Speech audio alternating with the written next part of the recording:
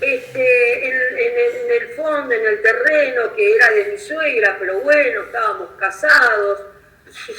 ¿Tenés alguna prueba? Y lo lamentamos. Eso es propiedad del fondo, del dueño del fondo. Hoy siguen esas características que el hombre romano lo llamaba, tiene una propiedad absorbente. Tiene propiedad de inmune. ¿Qué significa inmune? La propiedad primitiva romana. Inmune significa que no hay, fíjense ustedes, que no hay impuesto a los bienes. O sea, la propiedad no está grabada. Hoy hablamos del impuesto inmobiliario, ¿verdad? Que grava las propiedades. En Roma esto no existía. Podía existir un impuesto a las personas que en virtud de la cantidad de riqueza que tuvieran, porque eso se llama los bienes personales, ¿no? Pero que tiene que ver con la riqueza de las personas. Pero los inmuebles en la Roma primitiva no tributaban, no tenían impuestos. Esto, por supuesto, luego, en épocas de crisis, hacia allá la época clásica, donde empiezan las guerras y hay que recaudar, cambia. Pero en la Roma primitiva, el dominio, que ¿a qué se llama dominio en la Roma primitiva? Fíjense, es lo mismo hablar de dominio y propiedad, hoy por hoy es lo mismo. Nuestro código habla indistintamente de dominio y de propiedad. En la Roma primitiva no era lo mismo hablar de dominio. Es más, la palabra propietas no existía en la Roma primitiva. La palabra propietas comienza finalizando el imperio y es una palabra más bien que adquiere Justiniano, la de propietas.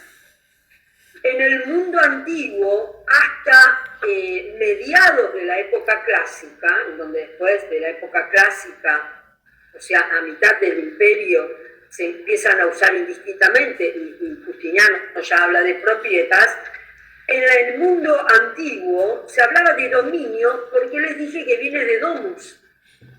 Dominio viene de domus. ¿Y qué es la domus? La domus son todas las cosas que pertenecen a la familia romana. La domus es la familia. Y el domus, el que tiene el dominio de la domus, es el domino, a saber, el jefe de familia. Quiere decir entonces que en la Roma primitiva, el único que tenía el dominio de todo era el jefe de familia o pater familia.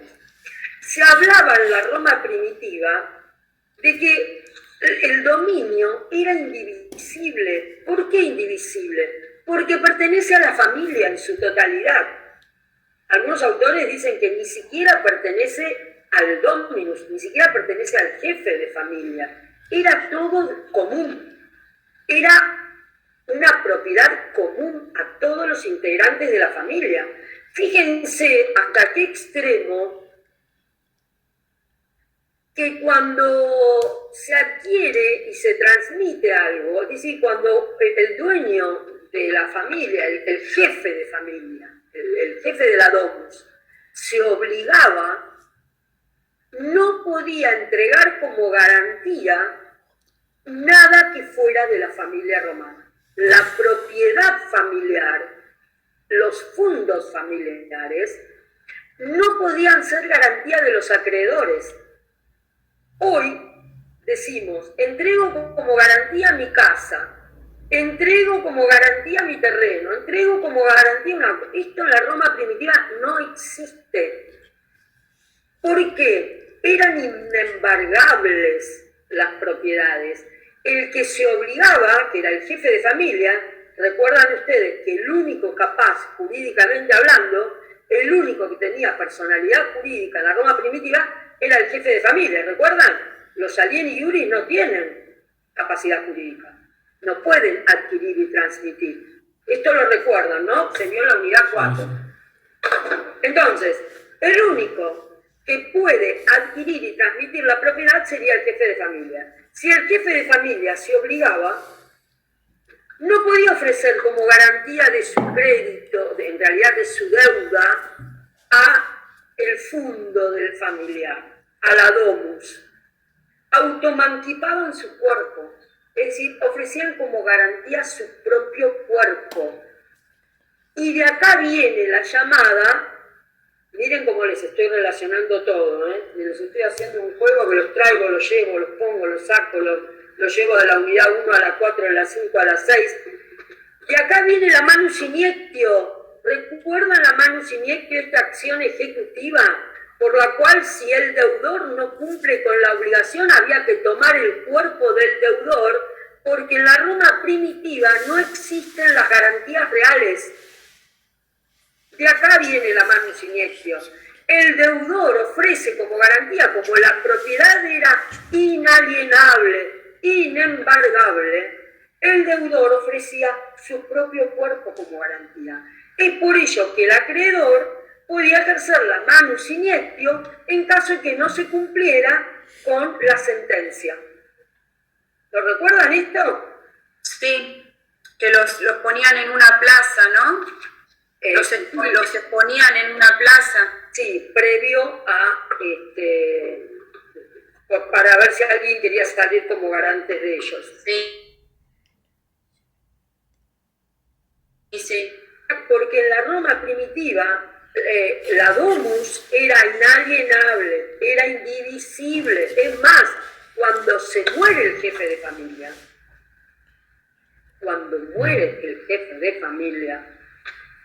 se produce una comunidad indivisa, no se divide entre todos los herederos que pudiera haber.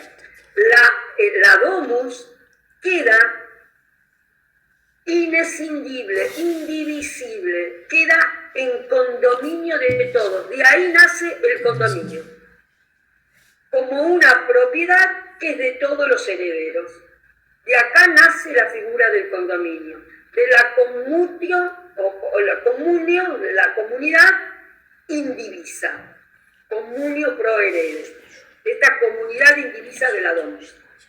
Entonces, de ahí viene la palabra dominio, de domus, y domus era todo lo que pertenecía a la familia romana. Domus era el hogar, las cosas del hogar, las res manciti, los fundos, todas las cosas. Esto es la domus, de ahí viene dominio. Y luego, ustedes saben que en el derecho romano todas las instituciones tienen una evolución jurídica. Todas las instituciones evolucionan jurídicamente y por eso van cambiando de nombre. Cuando en el mundo peregrino se hablaba de propiedad, se empieza a hablar entonces en el mundo romano luego de propiedad o propietas. ¿Me siguen? ¿Vamos bien? Entonces, el dominio, que luego hacia Justiniano lo vamos a llamar propietas, es este señorío, el más absoluto de los señoríos que se tiene sobre la cosa. Es el derecho real más pleno, más grande, el primero que existió. Tan es así que el hombre romano no hablaba, yo tengo un derecho de propiedad sobre mi fundo, no. El hombre romano decía, esto es mío, asociaba la cosa con lo suyo, con su potestad sobre ella.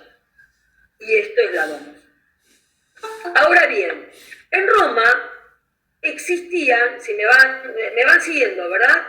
Este dominio en la Roma primitiva, aparte de tener esta característica de absoluto, o sea, que esto de la absolutización de las facultades y potestades, como le decía, se puede usar, gozar, disfrutar, sacar los frutos, vender, romper, etc. Esto fue en la Roma primitiva. Luego vamos a ver que el dominio va teniendo cada vez más un carácter social y por eso luego van a surgir las servidumbres, van a surgir los límites al dominio, por los límites, por el beneficio que puede tener un fondo respecto o hacia los vecinos, entonces estos derechos de vecindad se van a limitar, estas potestades, y van a surgir lo que llamamos las servidumbres, que son derechos reales, pero sobre una cosa ajena, no sobre la cosa propia como es la propiedad o el dominio. Esto lo vamos a ver en la próxima unidad, que es la unidad 8, que son los derechos reales sobre una cosa ajena. Ahora estamos hablando que son derechos limitados, ¿no? Un derecho real limitado. Ahora estamos hablando del dominio de la propiedad, que es un derecho real ilimitado, ¿no? Con una potestad absoluta. También era perpetuo en Roma el dominio. ¿Qué significa? A perpetuidad se concibe. Esto quiere decir que no es que pasa un determinado periodo de tiempo y se extingue el dominio. No, el dominio es perpetuo. Está en el patrimonio de las personas hasta que las personas decidan sacarlo de su patrimonio. ¿Y de qué forma se pueden sacar? Y vendiéndolo, ¿no? Es perpetuo. Mientras que esté en el patrimonio, se es propietario. Esto significa la perpetuidad.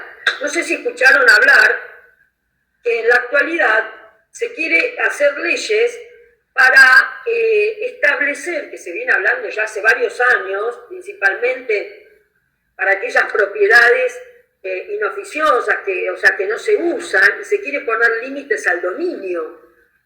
¿Escucharon hablar de que se quieren sacar leyes estableciendo límites al dominio? Es decir, que si alguien no usa su casa, etcétera, o por un determinado tiempo, se extingue el dominio. Bueno, esto en Roma no fue concebido primitivamente. El dominio era perpetuo. Recién hacia la época de Justiniano puede ser que haya habido algunas cuestiones de límites a esta perpetuidad, pero en general el dominio fue perpetuo en Roma. Y es de carácter exclusivo. ¿Qué significa la exclusividad? La exclusividad es que el dominio solo puede pertenecer a una persona.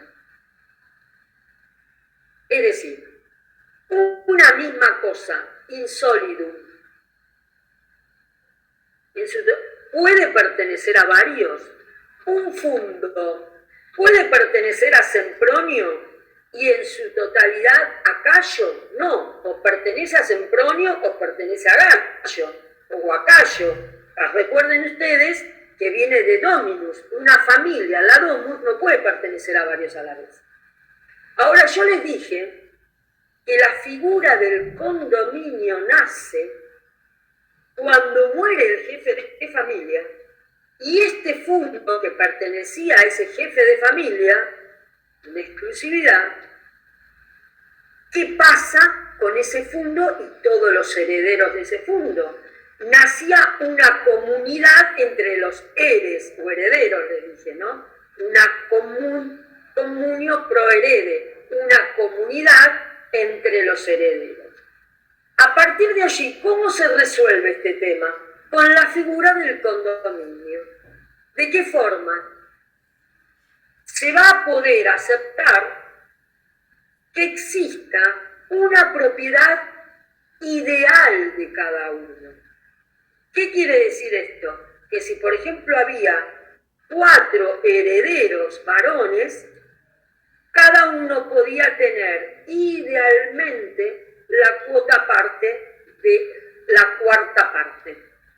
Es decir, que uno tuviera un 25%, que el otro tuviera un 25%, que el otro tuviera... y así dividirse entre los 4 heres. Pero esto era ideal, o sea, el porcentaje tenían. La cosa materialmente no podía ser de todos, o era de uno o era de otro. Entonces, para que uno pudiera disfrutar necesitaba del permiso del otro. Para que uno pueda vender necesita del permiso del otro. Y acá nace la figura del condominio. ¿Escucharon hablar del condominio? Cuando hay varios propietarios sobre una misma cosa, idealmente son dueños absolutos de esa cuota ideal. Entre los 4, cada uno es dueño absoluto de su 25%. Ese 25% pueden hacer lo que quieran, lo pueden ceder, Ahora, si lo quieren vender, se requiere del consentimiento de los otros para poder disponer. Acá nace la figura del condominio, en la comunidad hereditaria que surge cuando muere el jefe de familia. A partir de allí se empieza a hablar del condominio. Sigamos entonces.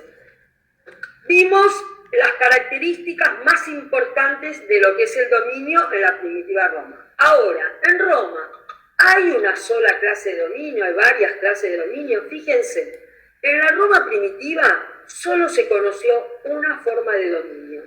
¿Cuál era el dominio que se conoció? El dominio de los ciudadanos romanos, llamado dominio quiritario, el dominio de los quirites. Lo dije varias veces, lo hemos repetido varias veces. Quirites se llaman a los ciudadanos romanos, porque Quirites deviene del dios Quirino. Quirino era Rómulo, todos los descendientes de Rómulo eran los ciudadanos romanos. Entonces tenemos el llamado dominio ciudadano romano, o dominio quiritario, o dominio ex iure quiritum. Así lo van a ver en los libros. ¿Qué características tiene? Es el primero que existió. ¿Por qué? Porque solamente podía ser adquirido por ciudadanos romanos. Solo podía ser de cosas in solo itálico, en el suelo itálico. Quiere decir que hacia la época de la República, donde se van conquistando provincias, si el fundo era de las provincias, estaba ubicado en las provincias fuera de lo que era la quibita romana, no se podía constituir un dominio quiritario. Tenía que ser de los fundos in solo itálico. Esto al principio. O sea, en este estado romano. Y solamente se podían adquirir y transmitir por modos civiles, es decir, por modos reglados por el derecho civil romano, a saber, por ejemplo, por la ley de las 12 tablas.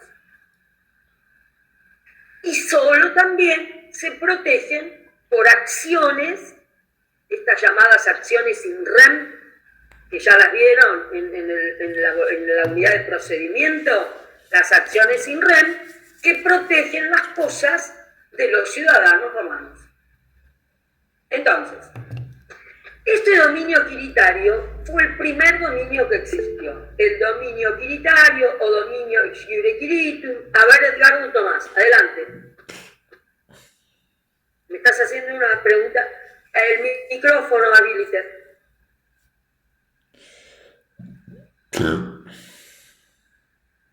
Adelante, no se escucha. No se escucha. ¿Vos lo escuchás, Gonzalo?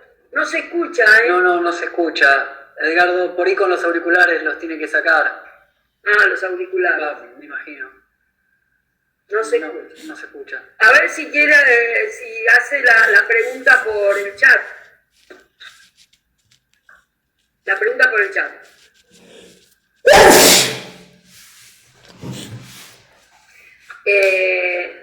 No sé si sigo, espero, va a ser la pregunta por el chat, Edgardo.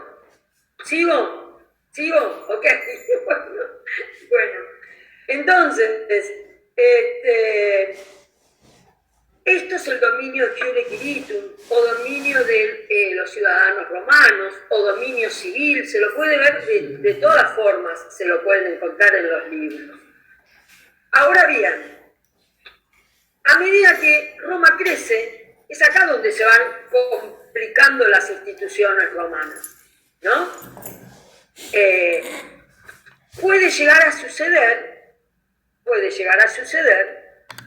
que por ejemplo, una res mancipi, dijimos que tiene que ser transmitida por una forma del derecho civil llamada mancipatio, ¿verdad? Es decir, si se adquiere un esclavo, un fundo, etc., solo lo podemos adquirir o transmitir mediante un modo civil llamado mancipatio. ¿Qué pasaba si no se reunían estas formalidades que establecía el derecho civil para adquirir? No se reúnen estas,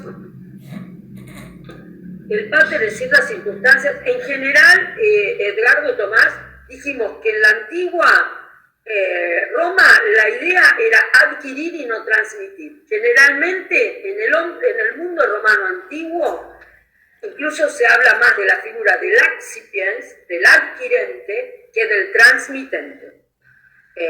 Ahora, en ciertas circunstancias podía llegar a ser, pero no era lo que predominaba en el mundo romano antiguo. Por eso, le vuelvo a repetir, de las figuras desde donde se posiciona el negocio jurídico es del adquirente, del accipiens.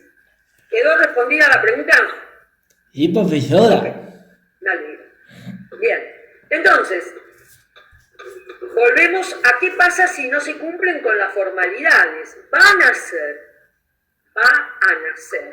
una nueva forma de propiedad o de dominio.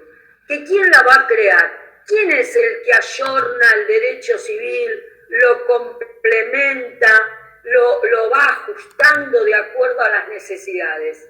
¿Quién? Los escucho. ¿Quién? ¿Quién ayorna el derecho civil? ¿Quién es el que lo complementa? El pretor peregrino. El pretor, a través del ius honorarium. El ius honorarium es eso. Es el derecho que hacen los pretores que complementa, completa, llena vacíos del derecho civil. El pretor, entonces, va a venir a través de la resolución de casos, va a venir a otorgarles acciones y a proteger a aquellos que hayan adquirido sin respetar alguna de las formalidades que establece el derecho civil romano. Por ejemplo, si una res mancipi se transmitió con una simple traditio, ¿es posible eso de acuerdo al derecho civil? ¿Se adquiere la propiedad civil? No se adquiere muy bien la propiedad civil, porque establece el derecho civil que la res mancipi se adquiere por una mancipatio, que es este negocio que les sabe, o una iure cessio. La iure cessio también es un negocio del derecho civil, formal, solemne, que se hace in iure, ¿no? Por eso se dice in iure cessio, o sea, ante el magistrado, es una adquisición ante el magistrado. Entonces, si no se respetaban estos modos del derecho civil para adquirir la propiedad hereditaria, el pretor protege a aquel que adquirió de buena fe y que no respetó las formalidades y las solemnidades. Pongo un ejemplo. Había que adquirir un buey o un caballo o una herramienta de labranza. En principio, esta adquisición, ¿quiénes la tienen que hacer? Los ciudadanos romanos. La tienen que hacer por un modo civil, a saber, una mancipatio o una iure cessio. Resulta que Cayo le compra a Sempronio un animal de tiro y carne. ¿De qué forma se lleva a cabo este negocio? Tenía que ser por una mancipatio. Sin embargo, Sempronio se la entrega directamente, el animal de Nier Tomás, y recibe el dinero, ¿no? O sea, entrega con una simple traditio, no con una mancipatio, y recibe el dinero. ¿Qué diría el pretor? Es injusto que a Cayo le saquen lo que compró de buena fe y pagó, ¿verdad? Es injusto, sería injusto. Pero adquiere el dominio civil, el adquirente, Cayo, adquiere el dominio civil a pesar de haber recibido la cosa y pagado el dinero, adquiere el dominio hereditario, no adquiere el dominio hereditario. ¿Por qué? Porque adquirió por una simple tradición. Entonces el pretor le va a otorgar una acción a aquel que haya adquirido de buena fe y esté en posesión de la cosa. Posesión significa estar posado en la cosa, tener la cosa in solidum, es decir, estar sobre la cosa. Y que haya pasado un transcurso del tiempo y manifieste su buena fe. La adquirió de buena fe, no es que se la robó, o sea, hay un justo título por el cual adquirió. Entonces, síganme.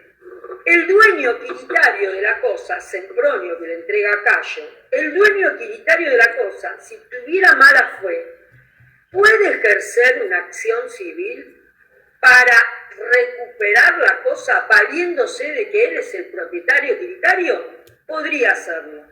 Lo podría hacer. ¿Por qué? Porque de acuerdo al derecho civil, él sigue siendo el propietario, porque no se respetaron las formalidades para llevarse a cabo la transmisión.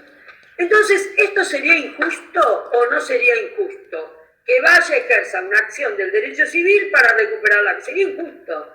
El pretor sabe que esto sería injusto. Entonces le va a otorgar a este adquirente de buena fe que no llevó a cabo las formalidades y la solemnidad del derecho civil una excepción de la rey benditae et traditae, o sea, de la cosa, una excepción es una defensa, la excepción de la cosa vendida y traditada, es decir, entregada. Ojo, momento, le contesta, si ejerce la acción el propietario utilitario. Esta cosa me fue vendida, yo entregué el precio, yo estoy en posesión de buena fe, y a partir de allí, el pretor va a crear una nueva forma de propiedad, que es la propiedad in bonis avere.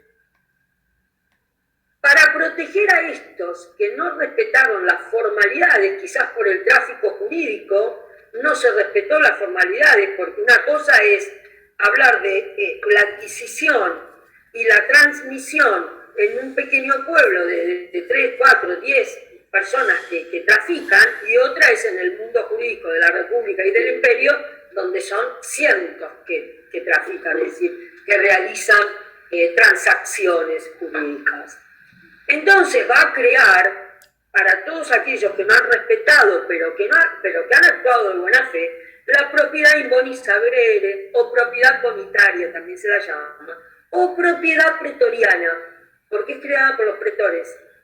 ¿Y qué va a venir a hacer esa propiedad bonitaria? Va a venir a correr como una propiedad paralela a la propiedad quiritaria.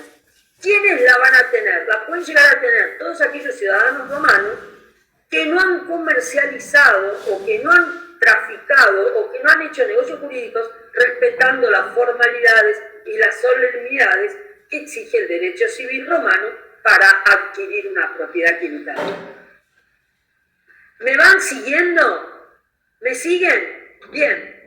Entonces, allí nace la propiedad comunitaria. Va a decir entonces el pretor, ese que adquirió sin respetar las formalidades, adquiere in bonis. ¿Qué significa in bonis o bonitario? In bonis significa que la cosa se tiene en los bienes, entró en el patrimonio, de ahí viene bonitario, en los bienes está. Y se puede proteger y se puede llegar a adquirir la propiedad quiritaria. Si se tiene la propiedad in bonis, ¿se puede llegar a adquirir la propiedad quiritaria de esa cosa in bonis? Sí. Sí. ¿De qué forma? Con el transcurso pacífico del tiempo. Quiere decir que el que adquirió, por ejemplo, una cosa mueble, en la Roma más antigua de la República, desde la época clásica, si adquirió una cosa mueble, si transcurrió un año desde que tiene la posesión de la cosa en forma ininterrumpida, pacífica, adquiere la propiedad quiritaria. Si se trató de una cosa inmueble, va a requerir de 2 años de un transcurso pacífico, ininterrumpido de la cosa. Y se va a transformar en un propietario quiritario. Adelante, Sabrina.